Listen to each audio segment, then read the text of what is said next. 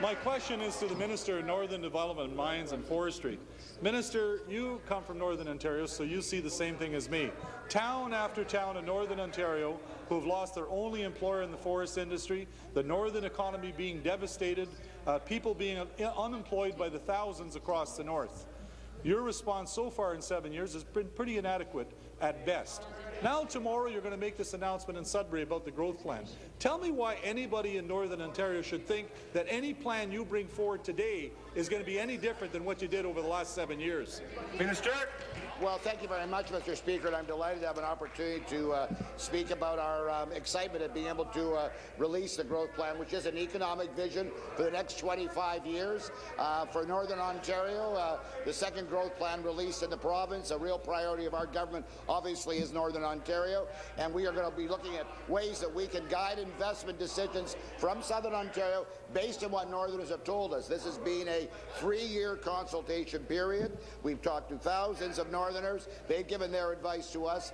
Tomorrow, indeed, in Thunder Bay and Sudbury, we'll be releasing the details. We've got some very specific initiatives that we're excited about, which again, I believe, will reflect the Northerners' view of how we can develop the North in a very exciting way. We all know about the many opportunities that are developing there, whether it's through the wood supply competition, through our new forest tenure modernization process, or indeed our commitment to the Ring of Fire development. The long and the short is, this is an exciting day tomorrow in Northern Ontario. Thank you. Supplementary. Yeah. Minister, if that what you call excitement, I would call it more rage. People in Northern Ontario are upset with you because you have not responded to the economic downturn in Northern Ontario. The growth plan is not going to deal with the nub of the issue. You talked about the Ring of Fire.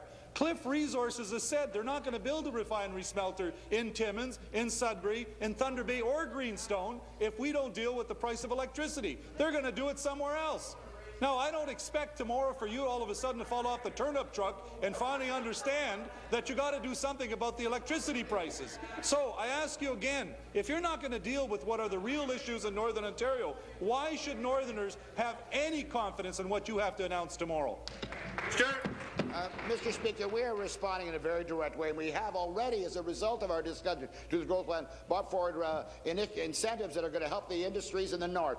In terms of forestry and mining, our corporate tax breaks and the tax reforms that are good in place are bringing down costs and bringing more investment to Northern Ontario. We are excited about that. And certainly, our commitment to the Ring of Fire development, to seeing the processing facility in the north, is one that we feel very strongly about, and we're in some very, very good discussions with Cliffs Natural Resources as well as other companies. The long and the short is, we have put in, we have made available to the forestry sector up to $1 billion, and there's more incentives to come through the wood supply competition. The long and the short is that we have responded in a very strong and aggressive way. We are seeing an upswing in the Northern Ontario economy related to the mining development, and boy, I wish I had more time to talk about some of the extraordinary things that are happening. Thank you.